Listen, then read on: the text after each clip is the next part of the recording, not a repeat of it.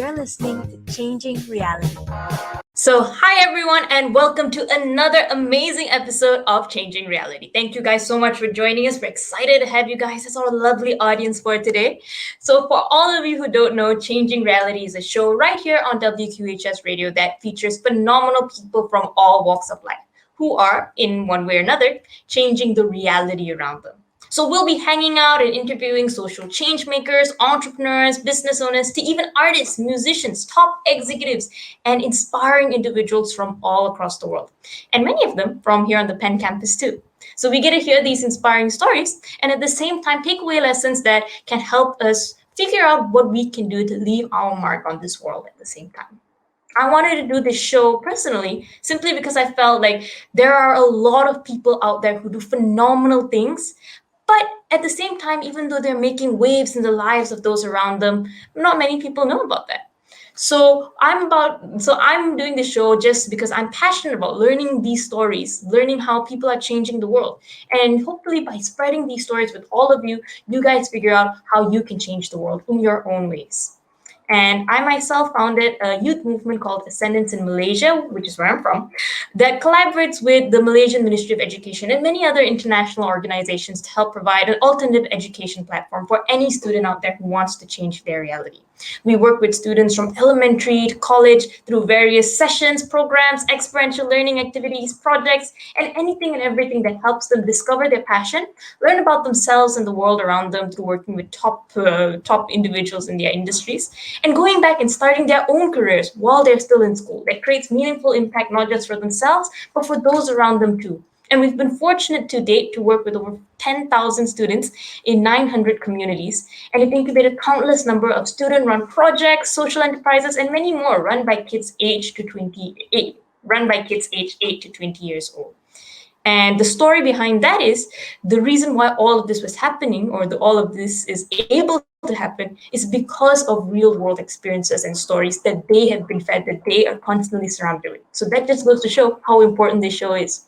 And because of that attendance today, we have a conference coming up for 50,000 students from all across the world, with speakers as young as 10 to 25 from who are change makers in 8 different countries.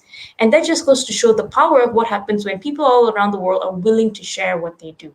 So if you have any questions about that, drop it in the show chat below. If you have any topics, any other things that you want to learn about, let me know as well.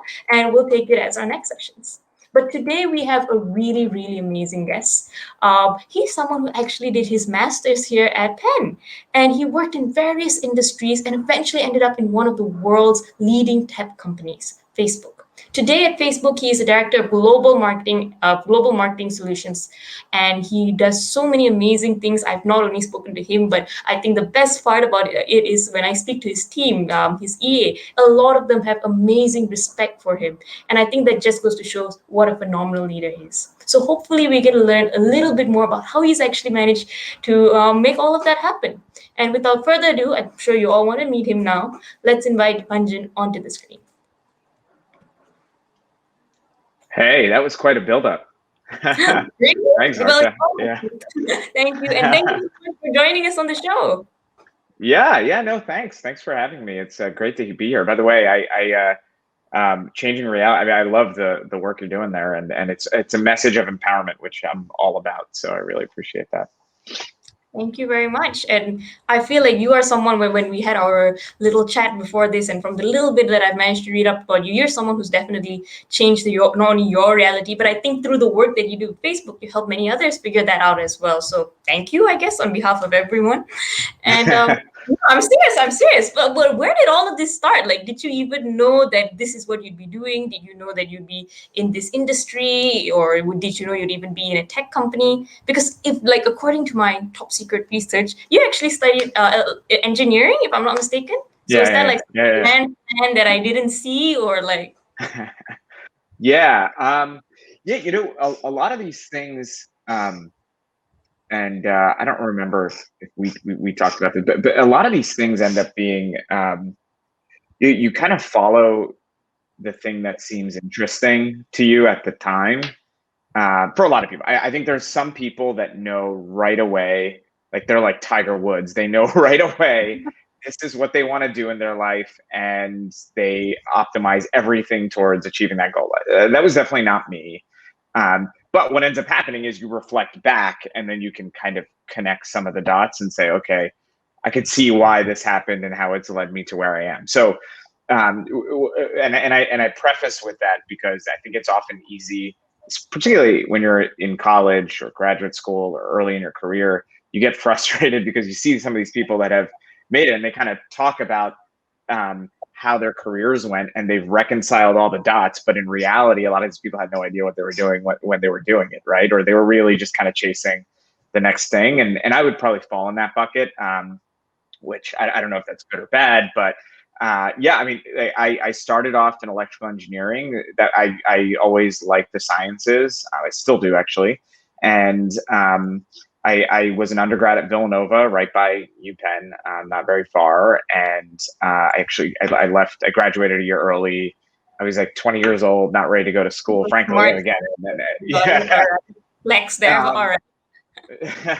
And then I just decided to go to Penn for graduate school. I loved Penn, and I'm from Philly, so Penn always plays a pretty big role, or had a big presence in Philadelphia. So I went there as an engineer, and then from there, actually, my first job was in engineering. I was at Con Edison. I worked at a public utility in New York, and we did some pretty cool things. But I wanted to, at the time, I think that's actually changed now, but at the time, I was looking for something that was a faster pace job, and at that time, which was like around 06, 07, I think maybe it's still the category. Everybody was going into finance and consulting, and so I wanted to do that. It was a faster paced job. Frankly, pay was better, and so yeah, I mean, I like did a ton of networking and research, and went into consulting, and I did management consulting. I literally read a textbook on finance because I didn't know anything about it. I got it from the library and kind of went through that. I did that for 5 years, and then wanted to work somewhere different. At that point, tech was rising, and I wanted to be in tech. I loved the mission of Facebook. I loved the culture of Facebook, and so I came to Facebook. I didn't know a lot about advertising. I never worked in advertising, didn't know much about it. But at the time, it was really just helping the company build something cool. And so I joined. I like spent my first probably 3 months crash coursing on advertising. I was in a client-facing role, so I joined in sales, or back then it was an operations / sales role. So we did a lot of operations work, but then we also met with clients.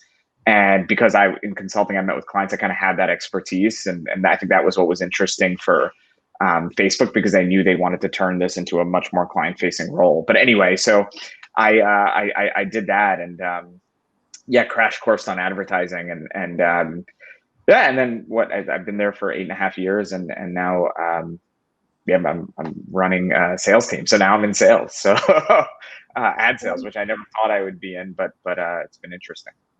You explained your journey with so much humility, and you're really humble. But honestly, you became from my point of view, a pro in like every field that you were in. Like you were like manufacturing. I'll just read a textbook. I'll get it done in a sense. And I feel like right now, like as a student, from my point of view, or even as someone working in a company, many times we feel like the industry we pick, or like the major we pick, with the industry we're in, that's like we're set for life, or like we're, I don't know, shackled for life, either way. But you didn't let that stop you. So how actually did you do that transition from one industry to another? What do you think enabled you to kind of like was it just the textbook? Should we all go and do that, or were there like other things that played in like a part in you like being able to move across so efficiently, in a sense? Yeah. Well, so school is awesome. So it's a great place to learn. And I think maybe the best thing about school is the people that you meet, obviously the parties, and then also how you, which I know a lot of folks haven't been able to do this past year, but hopefully moving forward, people are going to do that. But also learning how to learn. I think that's a really important skill. And here's the thing: if you do your career right, you're going to learn way more after school than before school or during school, right? And so that is an interesting thing to think about. And it's actually a very empowering thing because you're not pigeonholed to what you've learned in school. You don't have to be. I mean, there's a small segment of people that might end up getting their PhD in whatever subject they're learning, philosophy, molecular biology, whatever it is. But for the vast majority of folks, you're going to just like whatever you're going to end up working on 10, 15 years from now is probably not even offered as a course, right? And at any of these universities. And so that's just like an important thing to know. And so when you're at school, like the most important thing is like figuring out how you best learn and finding a way to make sure you enjoy that, because that is like the most important thing for me.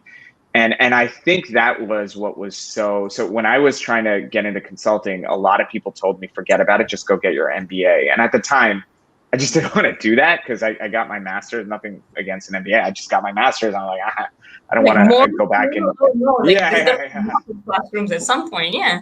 Yeah, like what a bummer. And so I kind of backed into it. Now, I also happen to have a lot of friends that were real self-starters, and they were like, why don't you just, I mean, all these people know are just things that are in these textbooks that are just readily available at the library for free, right? Or now on the internet, right? Like most of these textbooks you could just get on Amazon, or like a lot of them are free. You can just Google it, you get the PDF for free, right? So, and I started to learn about finance, and a couple things happened. One is I realized, wow, that's like really possible. Like I can just learn about this subject. And the second thing I did was I built up my network. And this was an interesting thing because I reached out to a lot of people. And I did skip a step. So let me give you one step. I joined at Accenture in their IT consulting practice, which was a much easier because it's a technical job. But I did that for 8 months and I wanted to move into strategy consulting, kind of similar at the time thing. I don't think that's the case anymore, but strategy consulting was like the kind of premium consulting job. And so I was at Accenture. They had a small strategy practice. And I remember reaching out to a lot of people. I just like literally pulled up the directory and just started emailing people. No one responded. And then finally, no one responded. And then finally, I just reached out to the top guy, like the global guy that runs the whole shindig. And he responded right away. And he CC'd like a couple of folks. It's like, why don't you talk to like, so-and-so, a couple of folks. And these are all people that I had reached out to already. You talk about awkward. And but then now they responded, right? They responded right away, and I thought that was really interesting. And it taught me. And so anyway, and then I had conversations. They told me how to get into those jobs, and I basically had to take some like projects that were like stepping stones. I proved myself. I did like a bunch of side projects at work, and then proved myself and got in. But so it requires a level of hustle, but like I was able to kind of construct, if you think about what a lot of people appreciate, and I just mentioned this, is like not just the learning, but the network. I was able to kind of construct that outside of school. And I think people that can do that, right, constantly find ways to learn new things by reading. I think like reading is super important, and constantly trying to like learn new subjects. Or like build on like subjects that you think are interesting, and building a network. And now is like so much easier than it used to be when I started. Like you have LinkedIn, you have Twitter, you have Facebook, Instagram. I mean, you can just reach out to a lot of these folks and they're willing to help. And what I found is really successful people, they got started because they cold called random people to get to, right? They had the hustle and they recognize that. And so you think like those are the people that aren't going to respond, but they are actually the people that are going to respond. And I've seen that over and over again, like time and time again. And I've learned from that. And I've realized like, yeah, I need to like pass on the love to other folks too, because that's what has helped me get my start. But anyway, that was just a really important learning for me. And then since then, I've actually, like, I'm in ad sales, but outside of work, I spend most of my time as a computer engineer. I build stuff. I love building stuff. So I spend most of my time on computer engineering. I found biology, cellular biology would be really interesting. So I've been like pounding away at that. And like I said, like it's just because you can, and why not? And you realize like the the degree, I mean, again, it's powerful and it's helpful, but at the end of the day, that's just a piece of paper and has nothing to do with who you are or what it doesn't build the walls. Only you build the walls around yourself, right? So yeah, hopefully that answers your question. No, that's amazing. And I really like how you outlined that. It's like you have this goal, you've got something you want to do. And even if like you're not like able to get there now, you take the step that's available. And then you kind of like use everything is surrounding you, whether it's emailing people, whether it's a directory, whether it's your personal network in a sense, and you kind of like use those resources to see how do you actually take the next step and the next step. And I think that that's actually really workable advice for a lot of us. And thank you for sharing that. And it also thank you for replying to my email, like to be on the show. Now I know like why you Yeah, well, replied. I mean, right, yeah. So like thank you. Like I'm so touched now. All right. I'll take it forward. It's like people email me, I'll respond, all of you, like just saying. But like and I think that that's really nice. And you also mentioned a lot about learning, and when you were mentioning the things that you were learning about, you mentioned things like even cellular biology. You even mentioned like even though you're in ad sales, you learn a lot about like tech. You learn a lot about even some so computer engineering and computer development and things like that. So like, how important is it to you to learn things that are outside of your field, and why is that even important? Yeah. So yeah, I mean, so I think it's what keeps me ticking. Like it's what keeps me interested. I think science is well, it's funny because I probably spend most of my time reading about science. It used to be physics, and I've kind of like shifted a little bit to biology, but science. Yeah, but I love like the sciences, but I also really love philosophy, history, which feels like to me applied philosophy, right? You learn about the nature of man, and then you see it like play out over the whatever 30,000 years or so. So I really enjoy all of that. So I really find a lot of interest in that. In fact, in my job, I've learned more about how to manage a team, how to approach my work, reading about the sciences, philosophy, and history than I have actually in like reading any self-help books or management books. And it's like kind of this interesting thing.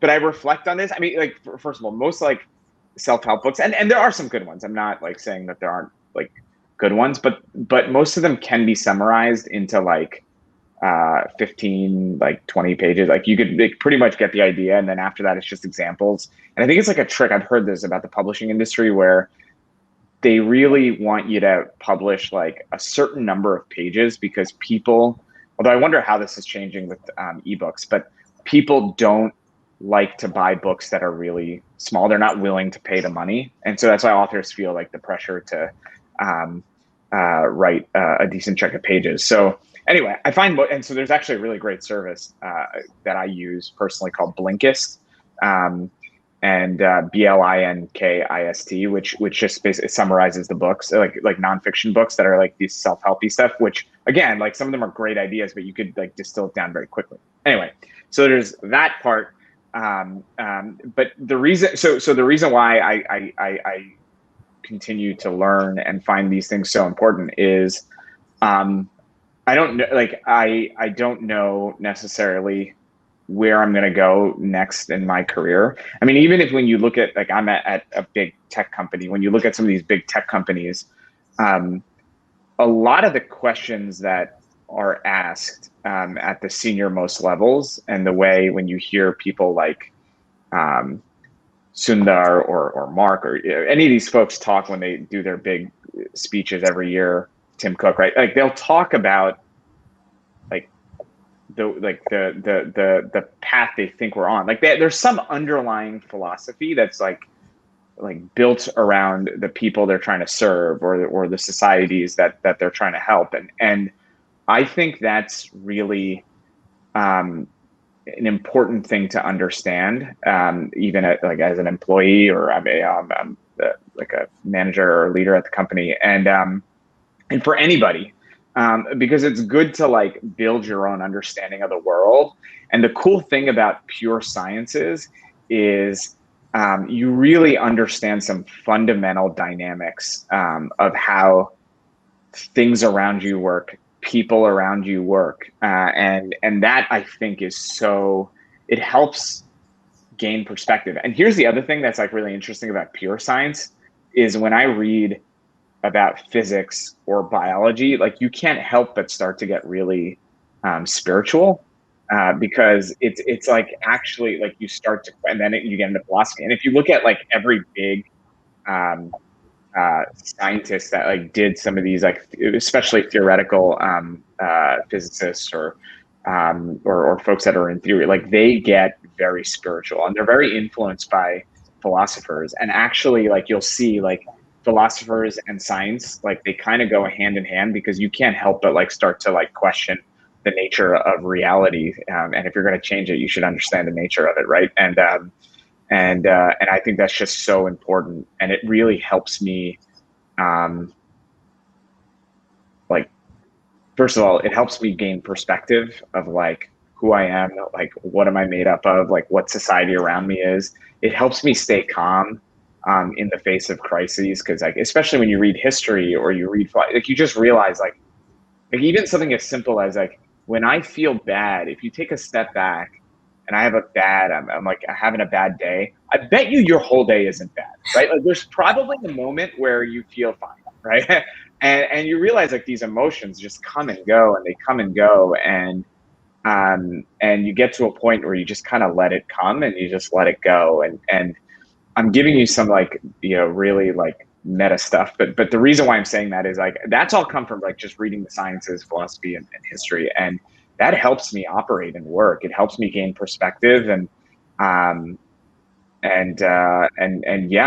I think my clients, my team appreciate. I think that's the thing they appreciate about me, is that I bring a lot more to the job than just you know, my knowledge on ad sales. And then the last thing I'll say, because I know I'm going on a long time about this, is I think if you're going to work at a small company and even a big one, having a wide range of skills is just a really important thing. I do think it's good to know what your strengths are, but I think having especially early on, like having an appetite for like a wide range of skills is really important. And when you look at like, just, I've had to be honest, like my success at Facebook is because I've been able to apply a wide range of knowledge to a bunch of different things.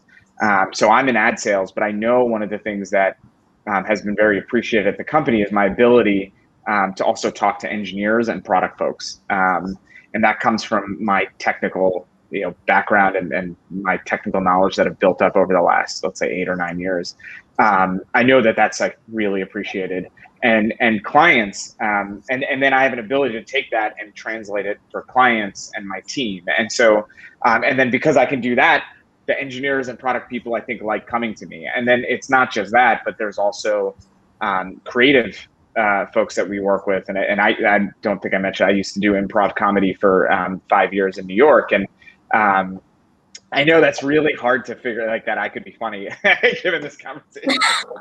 Yeah, you're doing quite well. You're doing quite well. It's like, what a buzzkill. But no, well, that's why I stopped. But I used to do that for 5 years, and that gave me a really good understanding of like creative and I think those teams that I work with that are, you know, centered around, because we work with a wide range of teams at Facebook, they really, designers, right? Like they appreciate that, and the ability to connect with them in a certain way. It just helps you build empathy for the people that you're working with. And I think there is a lot of value to that. And yeah, so that's why it's really important. And I will say, like, you're not going to be an expert overnight. I wasn't a big reader, and then I started to read. And then about like 3 or 4 years in, I realized, oh, wow. Yeah. Like I'm a reader. Like I would categorize myself as a reader. I started to realize, wow, I can like connect all these dots and refer like to one books. day you brought one book home, and then you realize 3 years later, like, oh no, like I can't move. There's too many books at home now. So yeah. So it takes time, and you need patience, right? So yeah. No, but I think that that's a really, really great way of looking at learning. I feel like many times we try, like, I learn this and then I'll be able to do that or like something like that. And like I think it's a very, I don't know, school going mindset, or like people, or like many people I know who work also, like they try to take a course and they assume they'll be able to figure it out straight away. But the way that you approach it is really fascinating. It's like learn all of the things that interest you, learn everything that you can have an appetite for learning, and then apply that in whatever you're doing. It's kind of like connect the dots so that it will enhance wherever you are, whatever you're doing, which is brilliant, absolutely brilliant. And we did talk a lot about the sciences, and I wanted to ask this, and you really brought it up about the whole improv comedy thing. So where does the arts fit in all of this? Like, I mean, yes, it's important to get this understanding. Like you rightly guessed, Changing Reality was actually inspired from me reading a lot of science books and going like, Yeah. oh, it's kind of like the bridge I feel between history and philosophy, and that kind of like interpreting it into like why does it work in a sense. But on the other side, we've got all of these arts, these creative like spaces and all of that, and one of it is rightfully comedy, but you've got all of these other things. You spend, like as you mentioned, some time in the improv comedy scene, 5 years. It's quite amazing. Do you think that experience helped you shape who you are in any way, or was it just like realizing your joke capacity was like at a certain level, but did it have any value? Yeah. No, I definitely learned a lot. First of all, it was fun. I enjoyed doing it. I still get a kick out of making people laugh. In my job, like, or pre-COVID, like you'd be on stages, and now it's so hard with VC, right? Because everyone's on mute, and if their camera's shut, and you like think you said something funny, but then it just goes into a black hole and it's gone, right? So Or maybe you're laughing like 3 minutes later because of the delay. Yeah, I know. Yeah, I know. So it's rough that way, but no, it plays a big role. So actually, don't even remember the book anymore, but which is a little bit of a bummer. But I think the thing about art, and that is such a broad term, right? I mean, there's like liberal arts, which is philosophy and history, which I talked about, which I think is like very important foundational information for people. But then just the arts, like I think what comedy helped me do, and there was a couple things. One is not just comedy. I actually did. I don't know if Penn Nautach still is around, but I used to be in Penn Nautach, and I danced. I did all that stuff. The Penn Nautach, for those that they did Indian plays, so that was cool.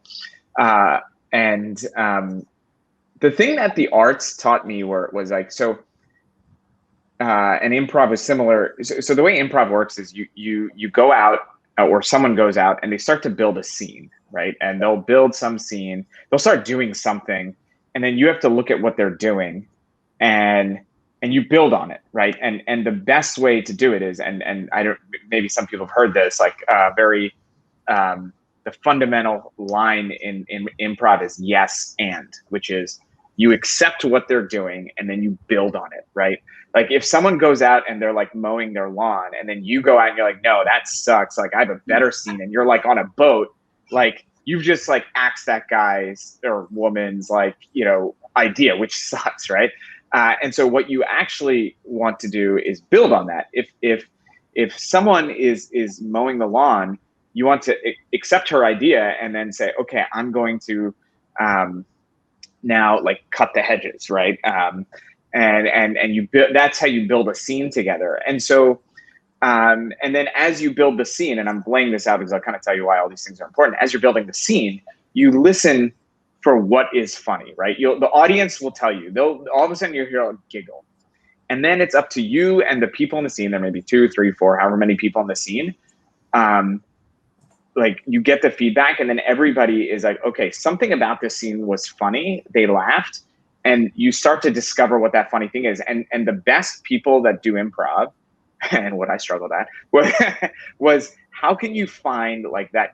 What was the core thing that made people laugh?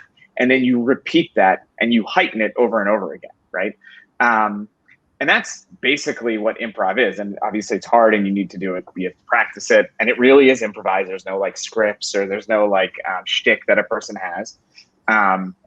And the important thing, there's a couple things. One is like teamwork and brainstorming ideas is really important. And in work, in anything that you do. And the yes and is like a really important way to like accept what you're seeing or accept an idea that someone is bringing to the table and building on that, right? Like that's just a really important skill, like honoring somebody else's ideas and the skills that they bring to whatever problem you're trying to solve as a team. It's just really important to build on that. So that's one thing. The second thing, and I think this has a lot of broad application, is being able to like distill things down to like a core idea. And this is important in art, right? Like, what is the thing that you are trying to express broadly, right? Like, so even as an artist, when you paint, like you'll hear people talk about artists like there's like some core idea or message they're trying to put out. The worst thing that some people do is, sorry, my dog's barking.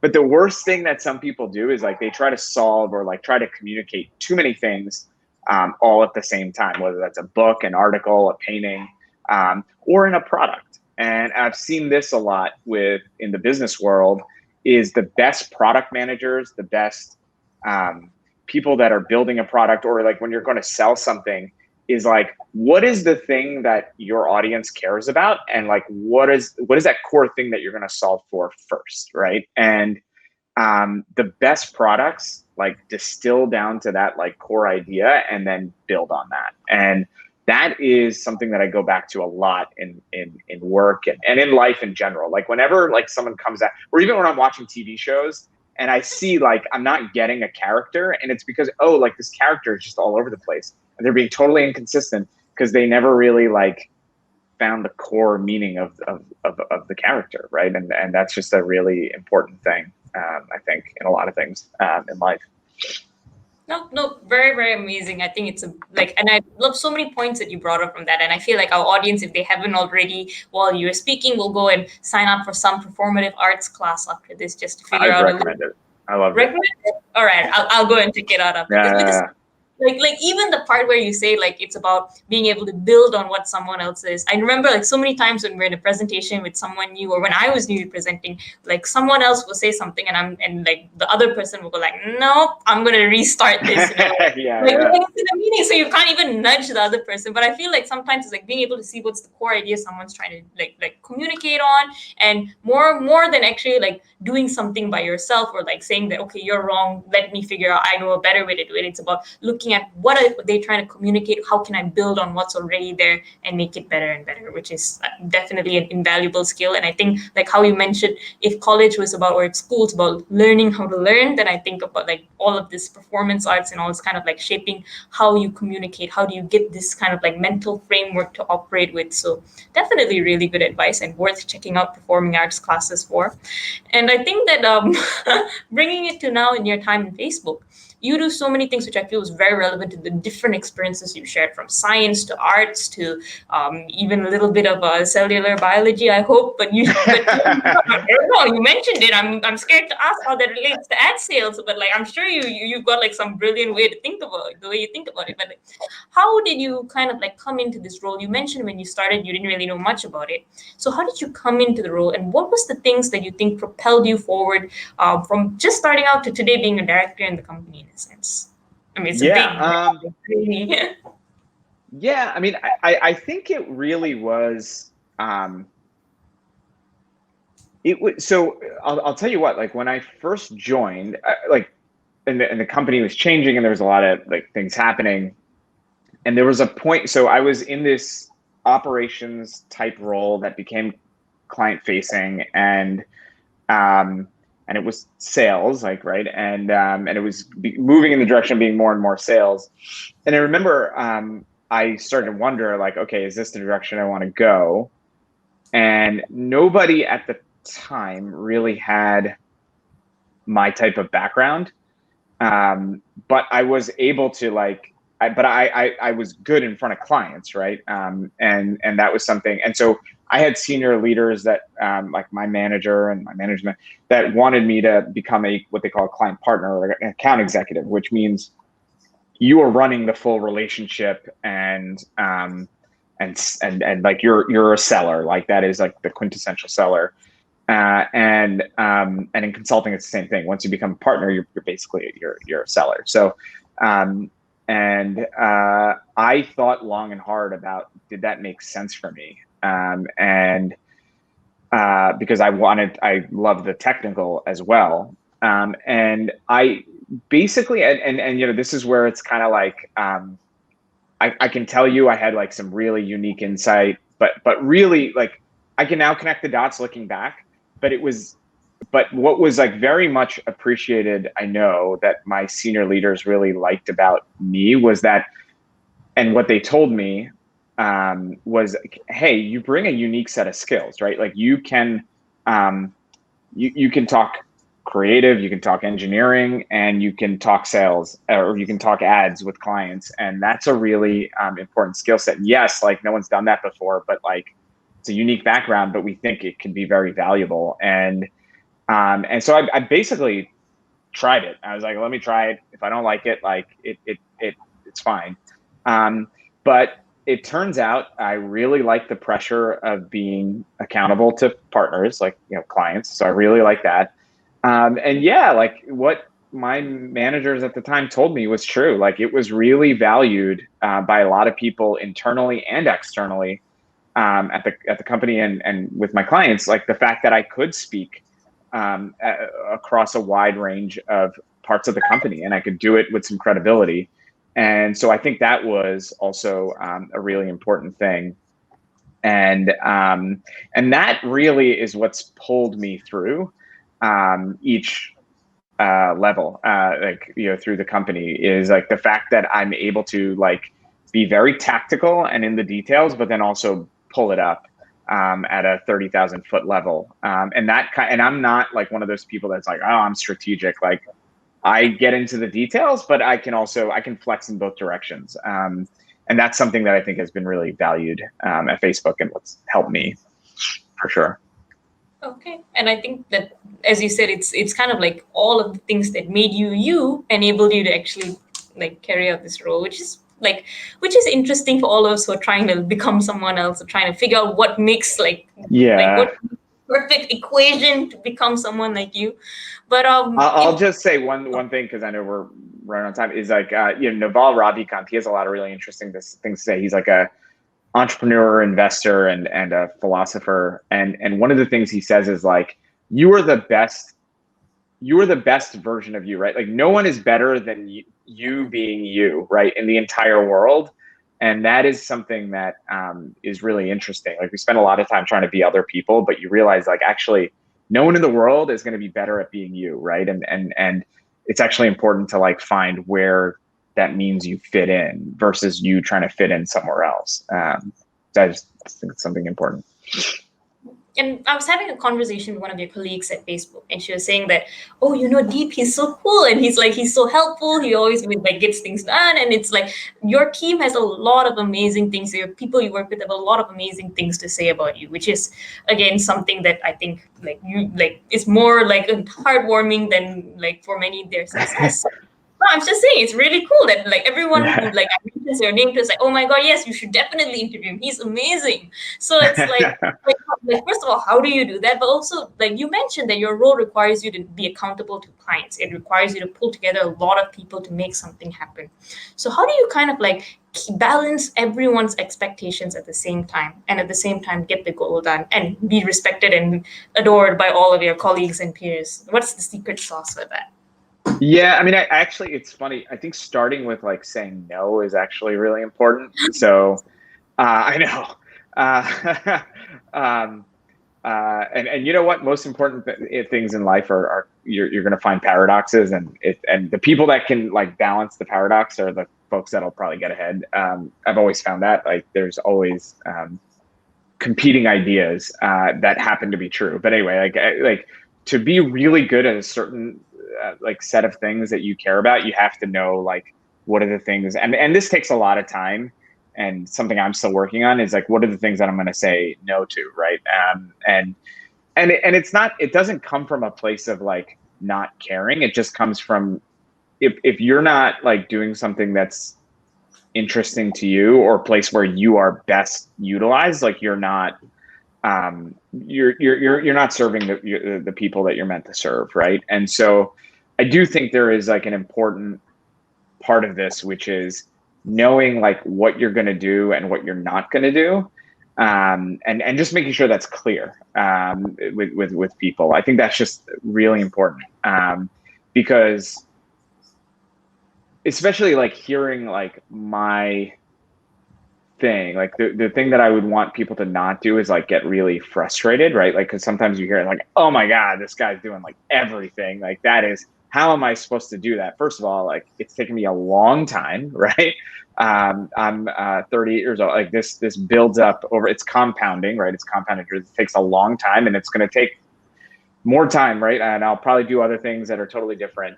So you got to be patient. And one of the, actually, this is another thing I think Naval Ravikant said, which is like, be impatient with action, but patient with results. Meaning, if you want to do something, like, go do it. If you want to work out, do it now, but have a 10-year horizon. Like, don't like expect results tomorrow or, you know, a couple of days. Have a 10-year horizon. What that means is like really like understand whatever it is you're trying to do. Really get into the basics. Like, don't worry if you hear someone talking about some really complex stuff, like, oh, I can't speak at that detail. Like, no, because you got a long way to go, right? These people have spent their whole careers doing something. So I just say that because, yes, I try to like pay forward. And what ends up happening is as you accrue more knowledge and like more interesting experiences, it actually becomes easier to help people because you can do it quicker, and you can respond to requests faster. You also probably have to spend less time building up your credibility, right? Like, as when I first started at Facebook, if I had to like pitch an idea, it'd take me like maybe days or like many meetings and like to convince people. Now, like, I think folks understand my track record and they'll just like kind of say, okay, he's saying this, like, I think it's probably a direction worth going, right? So I don't know, that's also a part of it as well.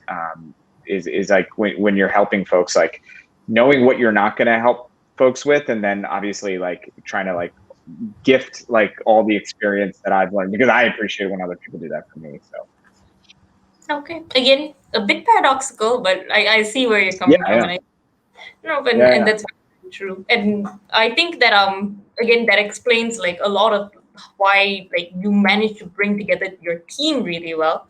And at the same time, it's like you also have clients to look at. You also have clients, and like you manage, I think, some of the biggest clients that they probably have at Facebook. So it's like, how on the other hand does, like, what skills do you have personally that you feel have been the most like helpful, that have managed you, that have enabled you to manage all these clients, that especially in times where like from my little bits of tiny experience as an entrepreneur, sometimes, especially when you're working with like companies in tech, it's like they expect either a magic pill that will solve all of their problems, either that, or they already come with an attitude that this might not even work and it's a waste of my time. So it's like there's a lot of different like kind of like responses to the tech industry, especially right now when it's both the most important and at the same time the most criticized, I'd say. So for you, who's kind of like at the forefront of all of this, how do you employ all of these skills to have a good relationship with your clients? Yeah. Well, so I think one important thing is like, it's hard to, so if you really believe, which I do, and like what companies trying to do, and the services and value that you're bringing to your partners, it becomes easier in that, I mean, sometimes you have to deliver hard messages, but and sometimes, many times you have to deliver hard messages, but it can come from a place of honesty.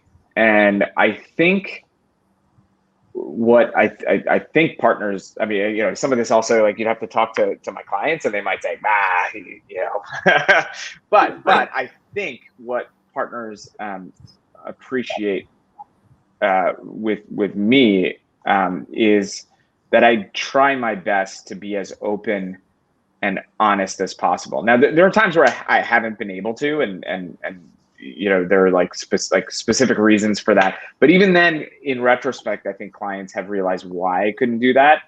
But I really try to, like, because I think when you're in sales, one thing, and I used to do this early, is like you want to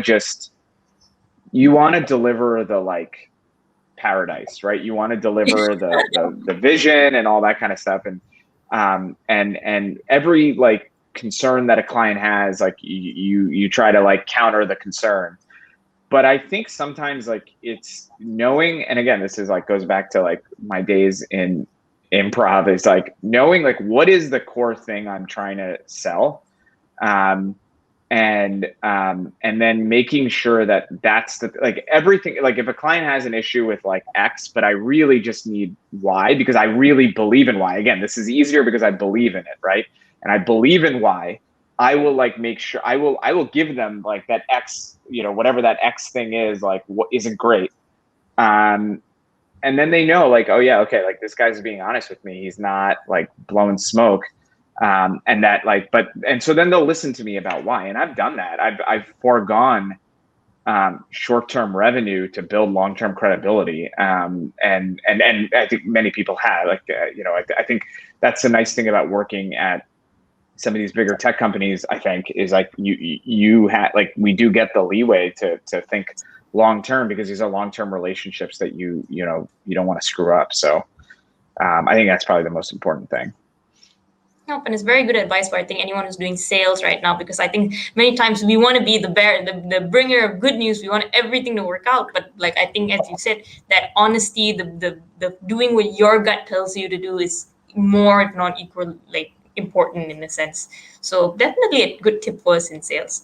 And moving forward to the other things that you learn, the other things that you do, back to the tech industry, it's very competitive, it's very fast paced. It's like even tomorrow will they discover like the next like big thing, nobody knows. And it's like you are someone who like is a big learner, who is like really really focused on making sure that you know the different dots then and you connect them really well in your career, in your life. And I also noticed that one of the things that you do learn is about things that are yet to come. So I think you have like a flying car nano degree, or Yeah. I don't know what does that even mean, flying car nano degree. All three words sound cool and they're like, but yeah. And you have like different courses that you've taken, like self-driving cars, different like latest tech stuff. How important is it to you, and your advice for all of us, to keep looking to the future, to learn things that have yet to come? And why is that even important in a sense? Yeah, I think knowing how to build, and a lot of people say this, like the two things is like learn how to sell or learn how to build, right? And that doesn't mean like selling is like being in sales. Like marketing is a really important function for learning how to like to sell a product, right? And product marketing is really important for actually selling and also building product, right? So I mean, there's like a variety of roles that like fit into that. And so for me, it's always been important to understand how things work. So I've taken nano degrees on building autonomous flying cars, or like drones, basically, and self-driving. Yeah. And that's part of like me I like wanting to understand like how some of these technologies work, because if there's something interesting, then that is something that I'd want to pursue in my career. So one of the things that's really helped me understand also is how like machine learning and how algorithms work, and how to design algorithms. It helped me understand like how hardware works, which is like something that hardware and like kind of the juncture between hardware and software. Which is just really helpful, even in like silly things like as you're evaluating like self-driving cars and understanding like Tesla, or I think a lot of companies now have all kinds of stuff that get close to self-driving, like how that works, why it works. It's I don't know. It's just great. Like it brings new perspective in living your life, because you can just like understand how so many things work. But again, I mean, there's also applicability to my job. But a lot of this is like frankly like personal interest that I just really enjoy. Okay. And for all of us right now who are in a position where we're like, do I pursue something that I'm interested in? Do I like study something that I want? Or do I study something that is like trending right now in a sense? Like, do I go into tech or like investment or like consulting, which again, very common problem among Penn students. What's your advice for them? How do we even know what's like what to pursue, what not to pursue? What do we learn? What do we not learn? Where do we begin figuring that whole thing out? Yeah. I mean, I would always recommend do something interesting that you're interested in, because again, it's going to be about like you and the unique value that you deliver. I will say, like, find a way to find like the like core humanity, like philosophy and like the tech meaning like the sciences. Find a way to find that interesting. Even if your major is in philosophy, go get a physics textbook, right? Like, and if your major is in like engineering or physics, like go read up on Immanuel Kant, right? Like really like don't confine your learning to your degree is what I would tell you. And obviously that's important because that's where the most of your time is going to be spent. And I do think doing what you find interesting is important, but take the extra time to learn, like round yourself out. Like don't just limit yourself to your classes, which Penn is great at actually, because I know Penn, like, because Benjamin Franklin was like a well-rounded, he was a Renaissance man, right? And I think that's just really important. And so I would just encourage you to look broadly outside of just what your major is. Like, what are the other things that you can be doing? Or like joining clubs, right? Like I joined Penn Nautic because I was like really interested in that, right? So that's yeah, the other thing I'd recommend. Yep. And final question for all of our friends who are tuning in from all across the world, who may be working in a company, who are extremely busy with the work that they already have. Why should they go and learn about the other things that interest them? I mean, they might feel like they don't really have the time or things like that. What would you recommend them to do in a sense? Or why is it important for them to go and figure out and learn the things that they are interested in, they do want to think about? Yeah. I mean, well, so first of all, if you're doing something that you love and you're super interested in, awesome. Like, keep doing it. But if you're like working in a job and you're like, you might be interested in something, and it's like, why should you do it? Because this is the one life we have. And you might like you should try to enjoy it as much as you can. So yeah, like I mean, there's just that. Like, we exist. What's the point of all of this if you're like spending your time like banging your head against the wall? Like, go do something that you enjoy, even if it's after. Like, I get it. Like, we all can't be tennis players or go, whatever, playing basketball, but like go do something that you enjoy. And I will say, if you're like, well, I don't like learning stuff, that is probably a hard conversation. Is like, you should learn to like learning stuff, because that is like, I just think like you need, like, in the way things are moving so fast, like the industries are going to continually reinvent themselves, and you're going to want to be at the front of that, not at the backside of that, where you're just constantly following. So, all right, learn how to learn. Good advice. Yeah, learn how to love learning too. I think that's as I'm talking, I'm like, that's actually probably 101. That's probably the first step. So, yeah. Okay. All right. So I think that summarizes a lot of the things that we've been talking about. Learn how to love learning, and in a way, by connecting all of those different things that in a way your gut already tells you to go and figure out, you can be the best version of you, and you can do well and excel, and hopefully be as successful as you are one day. So thank you so much for being on the show. Hopefully more. Yeah. It's been truly amazing talking to you, and honestly, I completely see how you did improv comedy. You are hilarious to interview, and it's really fun talking. You're just too nice. I appreciate it. Thank you so much. This was awesome, and I really appreciate the time. All right. And to all of our audience, I hope you enjoyed our interview as much as we did. You guys are amazing for tuning in as well. This has been Changing Reality. Do tune in again next week at 10 p.m. ET every Thursday night. So see you guys then. Bye. You're listening to Changing Reality.